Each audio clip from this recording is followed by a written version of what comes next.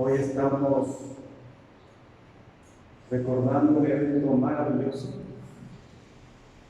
y cada año tenemos la oportunidad de hacerlo. Y no dejemos que los conceptos equivocados, aún de algunas partes de los cristianos, nos roben ese gozo de poder celebrar que Cristo vino al mundo. No dejemos que nos roben esa dicha de recordar que el Señor Jesucristo vino a esta tierra. Nosotros, como iglesia, recordamos ese evento y lo hacemos con gozo en nuestro corazón. Cristo vino a morir para darnos una nueva oportunidad. Y en estas fechas lo recordamos y también aprovechamos para compartir el Evangelio para aquellas personas que necesitan escuchar el Evangelio. Nosotros normalmente empezamos el día como cualquier otro día, como si fuera algo natural, que despertemos, podamos ver, tengamos salud, podamos caminar. Es algo ya tan natural en nosotros que no apreciamos el simple hecho de despertar, no apreciamos el simple hecho de ponernos en pie y saber que nuestras piernas nos pueden sostener y que podemos valernos por nosotros mismos. Es tan común y es tan corriente en nosotros que ya no apreciamos el hecho de que lo podamos hacer. Hay mucha gente enferma, hay mucha gente que está en cama, hay mucha gente que no se vale, hay mucha gente que sufre, hay mucha gente que tiene esos contrastes muy elevados, donde su presión quizás le sube y su cabeza entra en un estado de que es insoportable su dolor. Otras personas sufren de migraña, otras personas sufren de depresión o de tristeza. Hay un sinfín de causas que afectan la vida del hombre o de la mujer. Pero en medio de todo ello tenemos una esperanza, tenemos un manual que nos dice qué o cómo pensar, cómo sentir y cómo actuar. Y eso es maravilloso porque nos ayuda a vivir la vida de la mejor manera posible. Y parte de esas grandes verdades es que establece que nosotros debemos aprender a vivir un solo día a la vez. Un solo día a la vez. Esperamos cuando despertamos que todo nos vaya bien, ¿verdad? Porque usted no se despierta y dice, hoy me va a ir mal. No despierta, sí.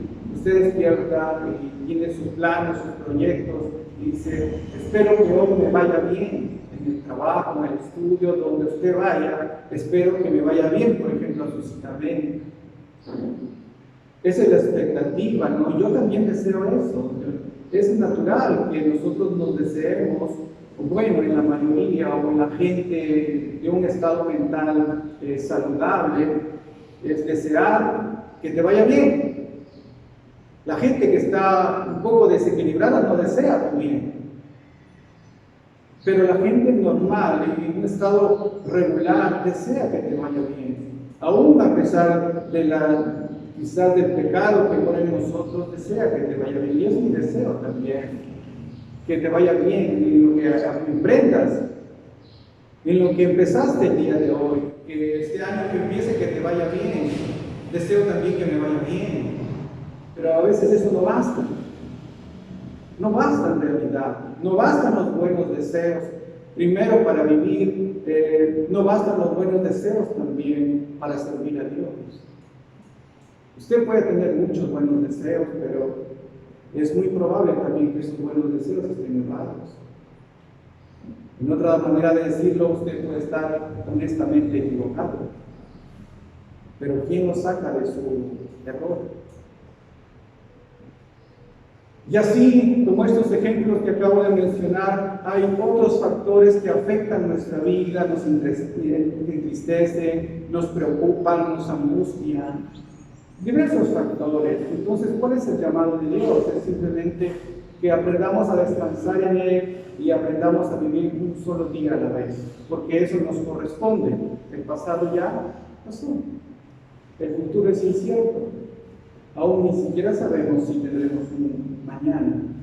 Entonces, quiero recordarles, si usted ya conoce esta parte de las Escrituras, recordarle que debe descansar en el Señor y debe aprender a vivir un día a la vez, un día a la vez, un día a la vez, un día a la vez, ¿no? Y para ello quiero tomar un Proverbios, que es el Proverbio 27, y vamos a leer los primeros versículos, exactamente los versículos del 1 al 6, para desarrollar el mensaje de esta mañana.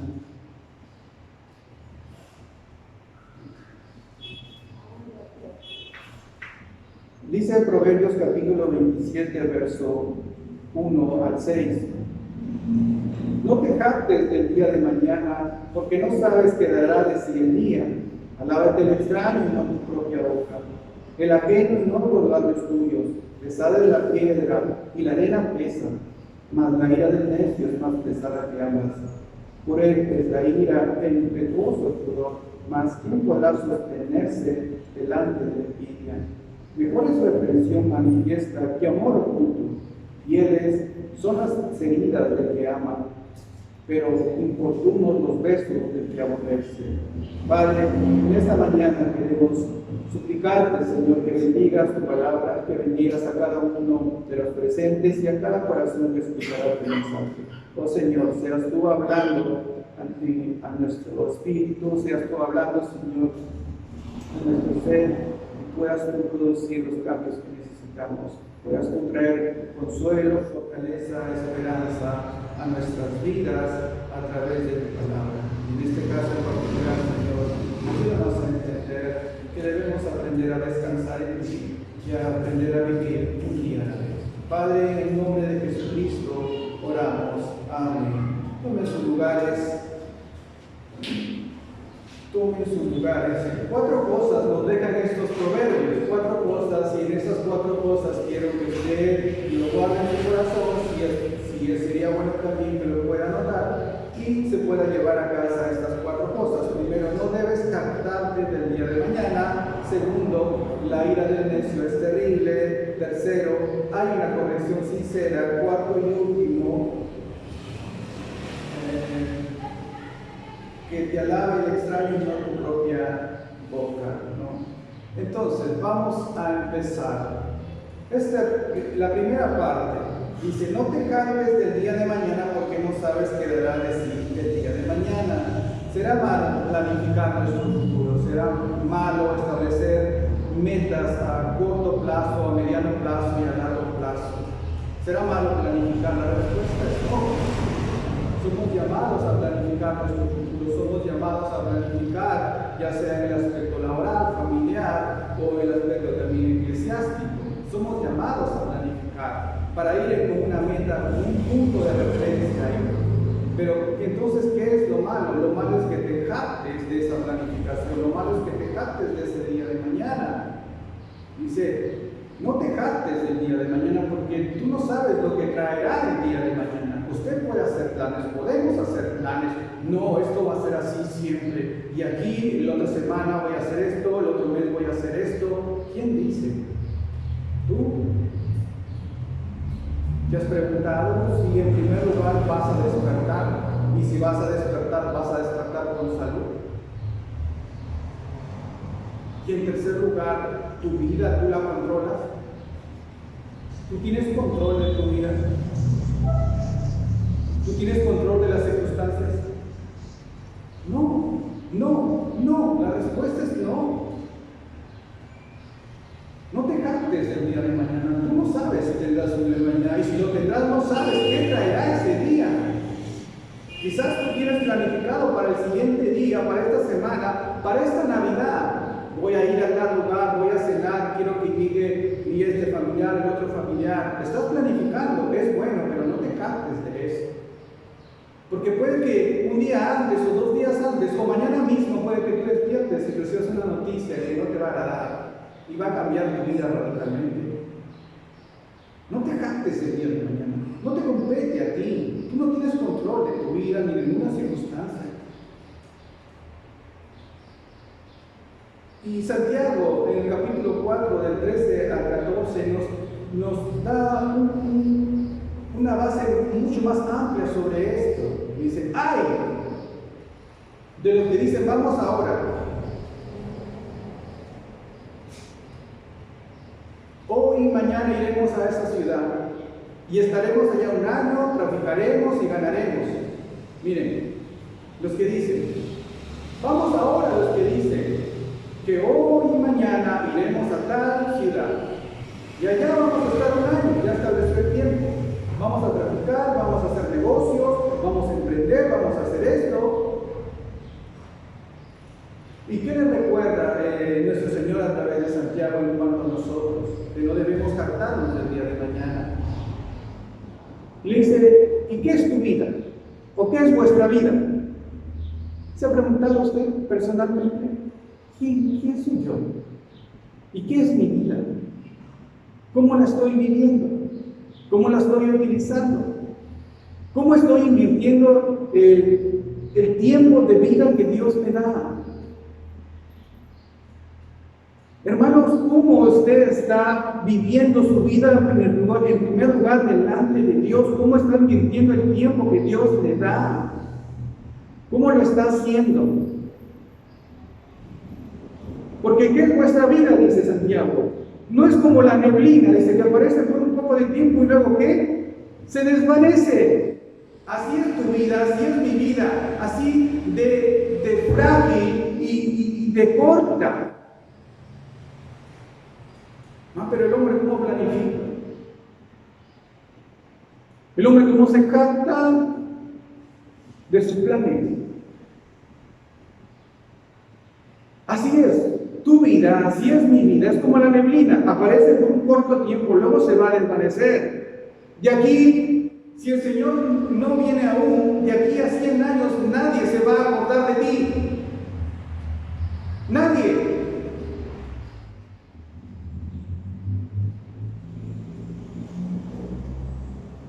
Luego Santiago, nuestro Señor nos sigue recordando a través de Santiago cuando ustedes deberían decir, si el Señor quiere, viviremos. Si el Señor quiere, usted vivirá un año más. Celebrará una nueva Navidad, un nuevo año nuevo. Y le da la vida para que si Él quiere, usted haga esto o aquello.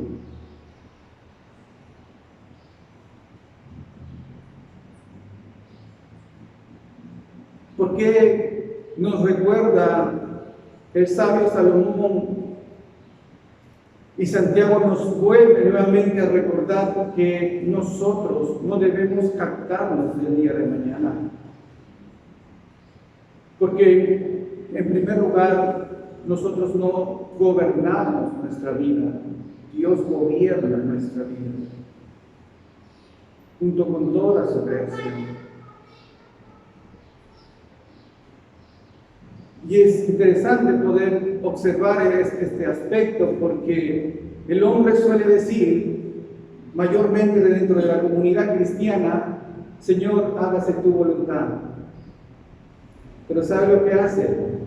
Antes de darle al Señor que haga su voluntad, coge su hoja y pone sus condiciones. Señor, haz tu voluntad, pero bajo estas condiciones. Pero haz tu voluntad, Señor, pero bajo estas condiciones. Señor, dame una esposa, pero bajo estas condiciones. Señor, dame un esposo, pero bajo estas condiciones. Señor, dame un trabajo, pero bajo estas condiciones. Pero haz tu voluntad, le dice al Señor. Señor, haz tu obra en tu iglesia, pero bajo estas condiciones. Pero haz tu voluntad. Señor, haz tu voluntad en mi vida, pero bajo estas condiciones. Y así suelen hacer. Y lamentablemente terminan, en el peor de los casos, asumiendo que están haciendo la voluntad de Dios cuando están haciendo su voluntad. Por eso dice un Proverbios, más esperanza hay del necio que del sabio en su propia opinión. ¿Por qué? Porque el necio en algún punto puede encontrar en la misericordia de Dios que está equivocado en salir de su error, pero el sabio en su propia opinión, ¿qué va a corregir? Sí, en su concepto todo está bien. En su concepto no hay nada que corregir. El resto está equivocado, yo tengo la razón. Sabio en su propia opinión. Por eso dice la Escritura que más esperanza hay en el necio, que tiene la esperanza de que se dé cuenta de su necedad y salga de su error, al sabio en su propia opinión. Porque en su concepto él está bien y no hay nada que corregir. Y con estas personas que se captan del día de mañana, no lo hagas, dice el Señor, porque tú no sabes lo que traerá el día de mañana. ¿Qué nos enseña esto? Que debemos aprender a depender de Dios. Dependamos de Él. Hermanos, necesitamos depender de Él, necesitamos nosotros renuncia a ti. Sí, a ti renuncia. Y deja que Cristo viva, pero deja que Él realmente viva. Depende de Él.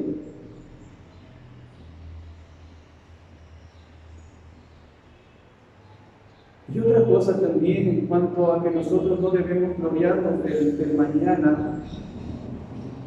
¿Se ha preguntado por qué Dios en su sabiduría nos oculta el futuro? ¿No le gustaría a usted saber el futuro? Hay personas que sí les gustaría saber el futuro. ¿Cómo me va a ir de aquí el próximo año? ¿Cómo va a ir en mi negocio, en mi casa? ¿Quieren saber? Señor, ¿cómo voy a estar de aquí a 5 años? Revélame el futuro, muéstrame el futuro. Por eso las personas suelen ir, ¿verdad? Estas personas que leen las cartas, suelen leer los horóscopos. Pero Dios, en su sabiduría, no nos ha ocultado el futuro. Porque si este es adverso, nos va a ahorrar la preocupación. ¿Le gustaría saber que de aquí en un futuro usted se va a enfermar de cáncer? ¿Y de cáncer terminal? ¿Podría vivir tranquilo al saber que aquí el próximo mes me voy a poner mal y no voy a hacer análisis y me va a detectar un cáncer terminal que realmente va a ser mortal y no me voy a recuperar? Porque el Señor se lo ha revelado. ¿Le gustaría saberlo? ¿Le gustaría saber que de aquí su hijo va a sufrir un accidente y va a quedar inválido? ¿Le gustaría saber que de aquí el próximo año su papá o su mamá va a morir? No, ¿verdad? Por eso Dios nos oculta el futuro, para evitarnos esas tristezas, esos dolores o esas preocupaciones. Dice, un día, hoy te he concedido la vida, vívelo de la mejor manera posible. Por eso Dios es sabio y nos oculta el futuro. Y solamente Dios conoce el futuro, nadie más. Si este es adverso, pero alguien podría decir, ¿y si es próspero mi futuro? ¿Le gustaría saber? Que de repente de aquí el próximo año va a recibir esa noticia maravillosa que va a alegrar su vida como nunca lo va a alegrar. Entonces, si es adverso, que no me revele el futuro, pero si es próspero, que sí me revele el futuro. El Señor no lo hace en ninguno de los dos casos. Porque si es próspero, gracias a Dios, pero el Señor no nos oculta para que en ese momento de la sorpresa podamos tener esa alegría de esa misma sorpresa. Usted no esperaba esa noticia, pero llegó esa noticia y alegró su corazón maravillosamente. Y repito, yo deseo que a usted le vaya bien. Deseo que Dios prospere este nuevo año en su vida. Deseo que tenga una bonita Nochebuena. Y a las personas con quienes compartan, le compartan el verdadero significado de la Navidad. Aproveche a hablarles de Cristo. ¿Qué es lo que significa la Navidad? Aún a los niños. Aprovechar para darle el regalo, pero decirle que el mejor regalo Dios lo dio al la humanidad a través de Jesucristo. Eso es deseo de mi corazón. No dejemos que ni las tradiciones de los hombres, ni las críticas de los hermanos débiles nos roben la dicha de celebrar que Jesucristo vino a esta tierra. Compartamos las buenas nuevas del Evangelio en esta época y digamos que el verdadero y la esencia de la Navidad es Cristo.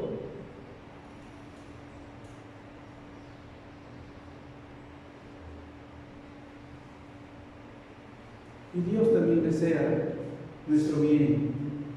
Sus planes son de bien y no de mal, dice la Escritura. Pero es el hombre quien mismo se rehúsa a eso, es el hombre quien mismo se revela a ello, y es el hombre él mismo quien se acumula ira para el día de la ira. Es el mismo hombre que se revela ante Dios, que resiste al Espíritu Santo si es cristiano, y lo resiste una y otra vez, año tras año, y así muere, resistiendo al Espíritu Santo y creyendo que está en sujeción del Espíritu Santo cuando no es cierto.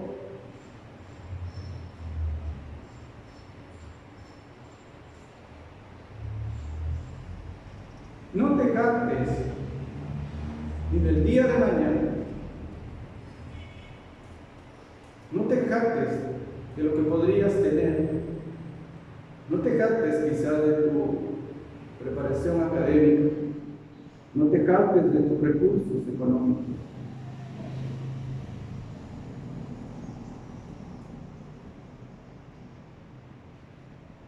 Y el verso 2 nos habla sobre otro punto, que el extraño debe alabarnos y no nuestra propia boca. Dice el verso 2, alábate el extraño y no tu propia boca, el ajeno y no los labios tuyos. En otras palabras, dejemos que sean nuestras obras y no nuestra boca la que publique nuestras alabanzas. Deje que sus obras hablen por sí mismas. Eso pesa más que su palabra. Hermanos, mientras los años pasan, las décadas pasan, las personas, cuando escuchan el Evangelio, más miran el Evangelio en tu vida. Ese hijo que no quiere venir a la iglesia a escuchar el Evangelio, no quiere hacerlo porque ve a papá y ve a mamá tan distantes de los conceptos de la Biblia, tan distantes de lo que significa un hijo de Dios. Esa esposa que desea que tanto su esposa venga a Cristo, ese hombre menos quiere saber de Cristo porque su esposa sigue de mal en peor.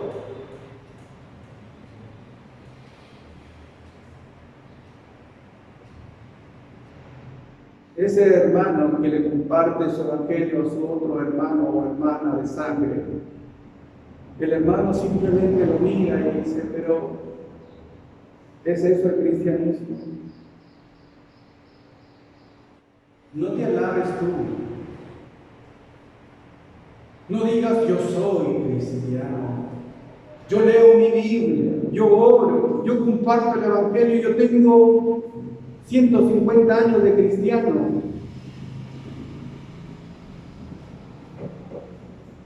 Por exagerar.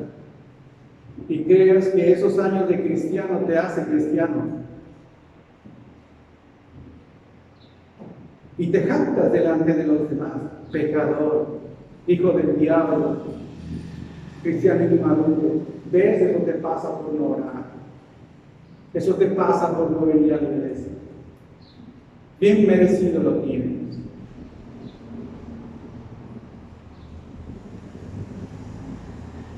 Deja que tus obras hablen por sí mismas. Deja que tu vida refleje. Deja que ese hombre que no quiere saber de Cristo vea a Cristo en ti, vea a Cristo en su esposa y diga, mira como lo que hace Dios en esta mujer. Tan terca, tan escalona, tan rebelde, pero mira cómo lo transforma el Señor. Lo mismo, la mujer puede mirar a su esposo y puede decirle, mira este hombre. Como el Señor lo va transformando y lo está transformando. De sencillo a sabio, de agresivo a manso, de indiferente a amoroso. Tu vida es corta, nuestra vida es corta, vívelo de la mejor manera. En pleito, no lo hagas.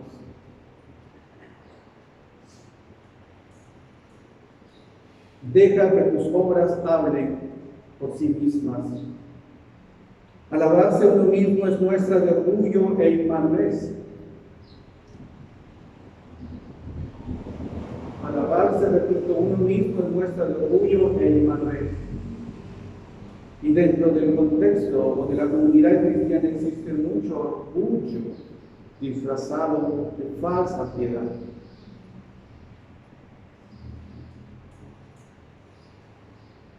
Y hay un pasaje en el mismo Santiago, mire, vaya Santiago, que habla sobre nuestra conducta. Santiago capítulo 3, verso 13, dice lo siguiente: ¿quién es sabio y entendido entre vosotros? Muestre por la buena conducta sus obras en sabia mansedumbre. ¿Quién es sabio entre ustedes? Demuéstrelo con su conducta, en sabia humildad o en sabia mansedumbre. Demuéstralo con tu conducta.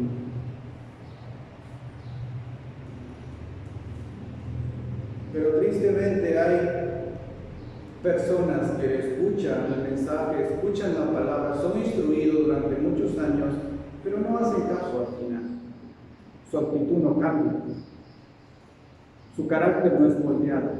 Siguen respondiendo así, tan de mala manera, como lo hacían hace 5 años, como lo hacían hace 10 años.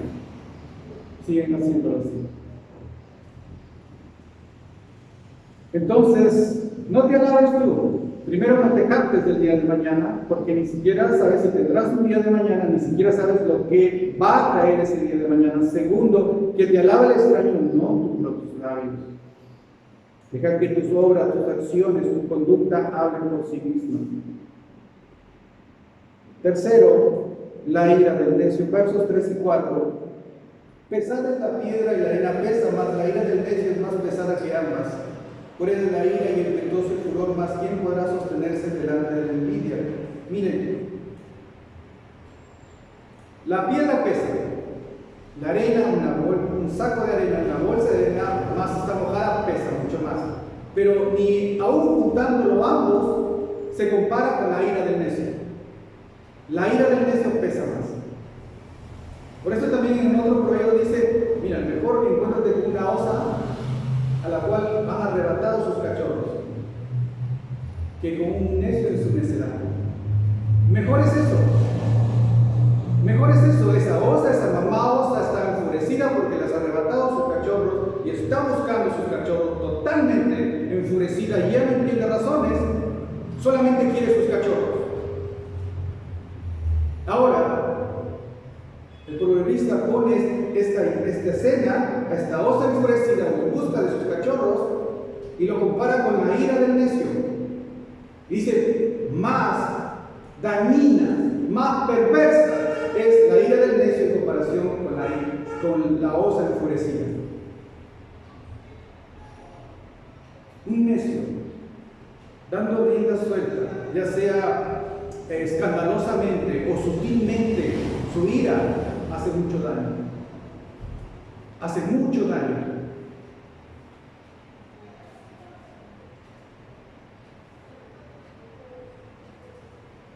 Alguien dijo que es de sabios no provocar a un necio, puesto cuya ira no solamente hace daño a la persona, sino a las personas que están a su alrededor. No provoque a un necio. No lo provoque. Evite.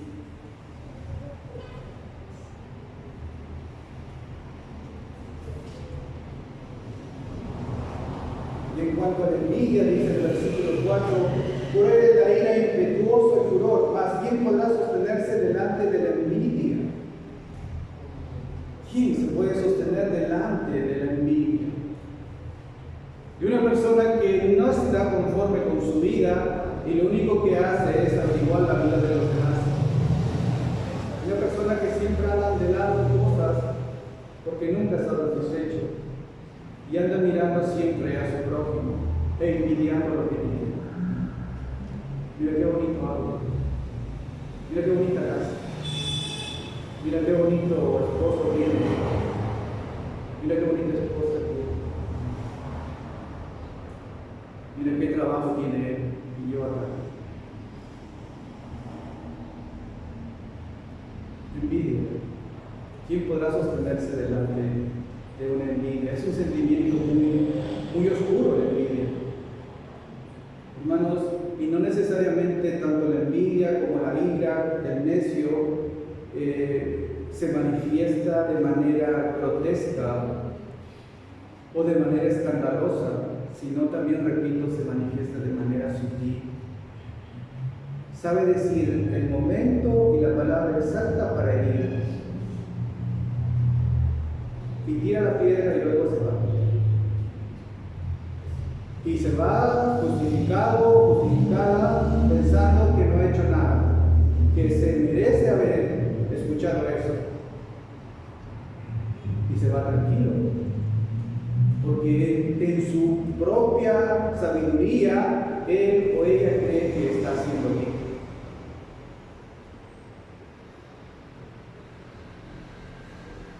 ¿Qué hacer?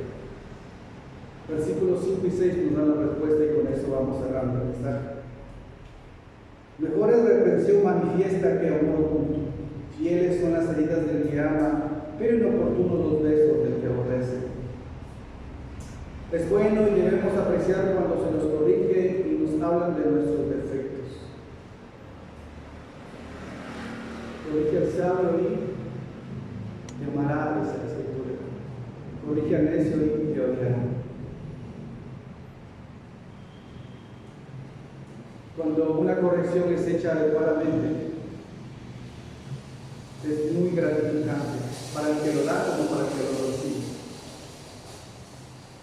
Y esto se valora. Gracias. Gracias.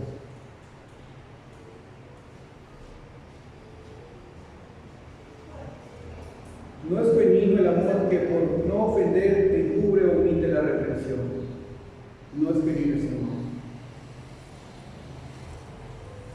No en aras del amor mal enfocado nosotros vamos a permitir el pecado o vamos a ocultar la falta del hermano o del hermano.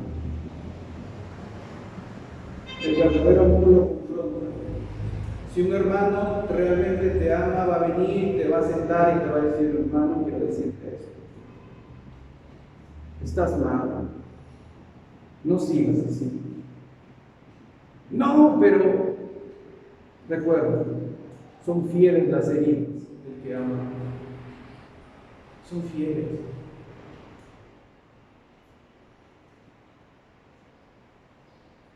Porque son heridas limpias que curan aunque duelen. Son heridas limpias.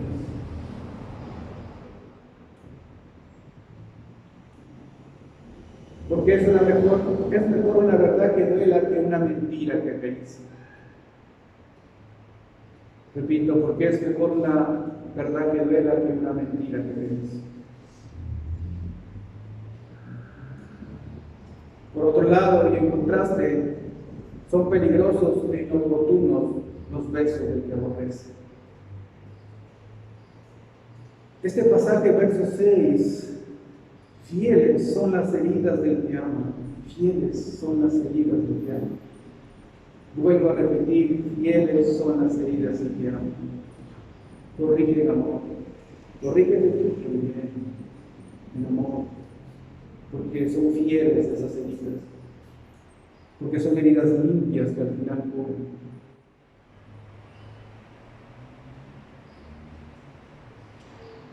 Para cerrar, hermanos, algunas aplicaciones, solamente 4. Debemos aprender a vivir un día a la vez. Dios es quien gobierna su creación y con ella nuestras vidas. Recuerde eso. Dios es el que gobierna su creación y con ello nuestras vidas. Él es el Señor. Él es el dueño Él gobierna y no nosotros. Aunque suene repetitivo, pero es así. No se trata de ti o de mí, se trata del Señor y su gloria. Amén. Segundo, seamos humildes en toda nuestra manera de pensar y vivir, dejando que nuestras acciones hablen por nosotros. Trabaja en silencio, esfuérzate en silencio y deja que los demás vean tus obras y glorifiquen a tu Padre que está en el cielo.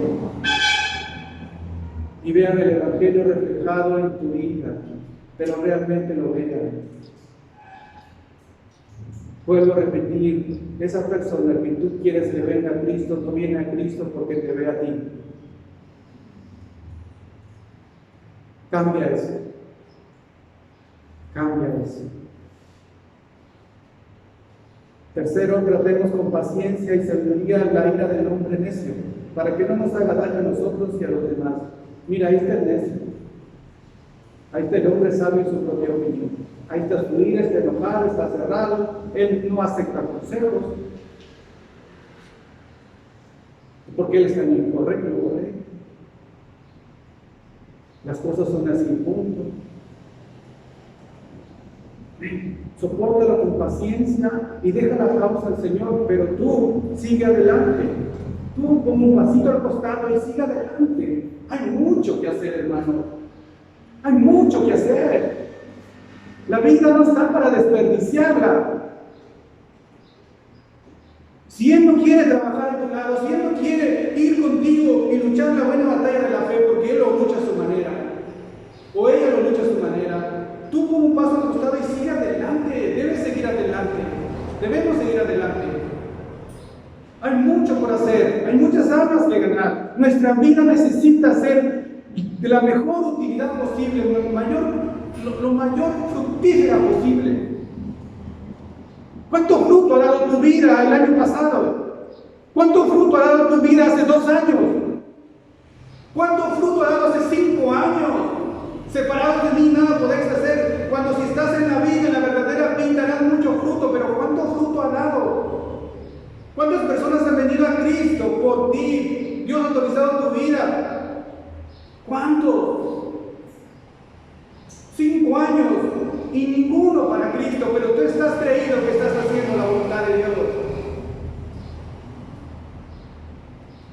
Y quieres seguir haciendo lo mismo, año tras año.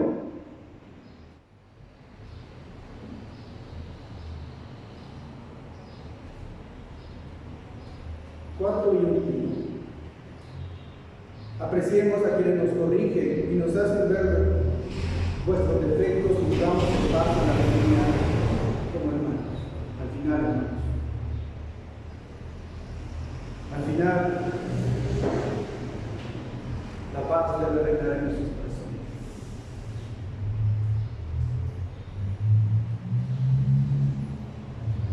Nosotros no tenemos la capacidad de convencer a nadie.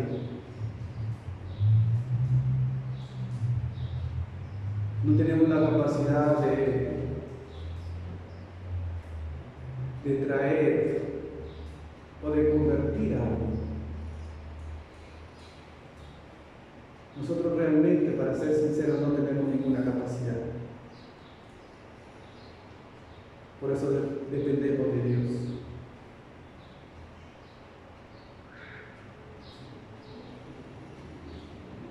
Y en estas fechas, dejemos que el amor realmente en todo el tiempo, en todas las fechas, debemos dejar que el amor reine en nuestros corazones, que la paz de Cristo reine en nuestros corazones.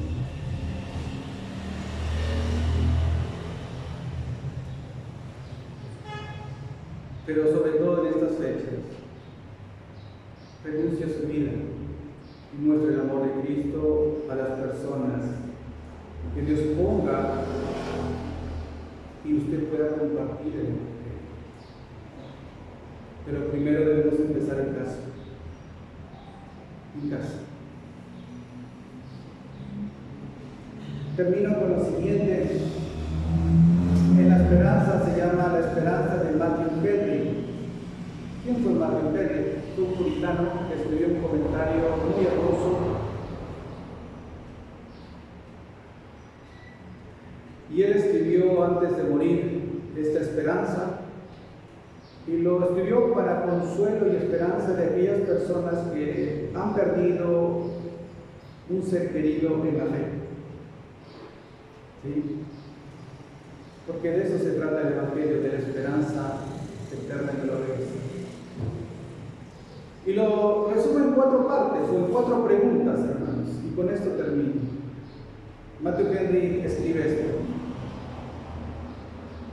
¿Quieres saber? Primera pregunta, ¿quieres saber dónde estoy? Estoy en casa. Estoy en las mansiones gloriosas que Dios preparó de antemano. Estoy donde quería estar hace muchos años.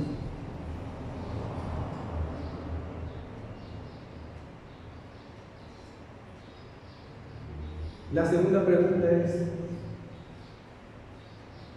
¿y quieres saber cómo me va?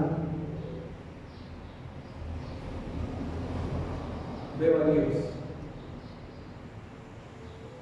y estoy disfrutando de la gloriosa compañía de mi Redentor, y estoy alabando al Cordero de Dios de día y de noche. Tercera pregunta, ¿quieres saber quiénes son mis acompañantes?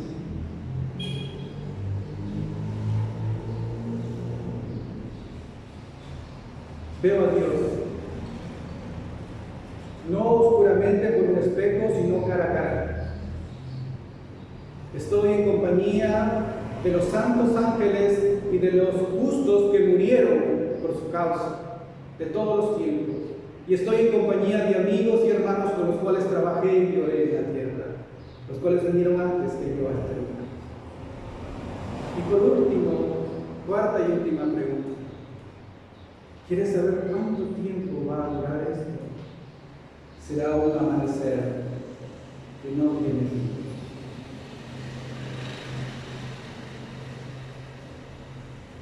Por esto y por mucho más,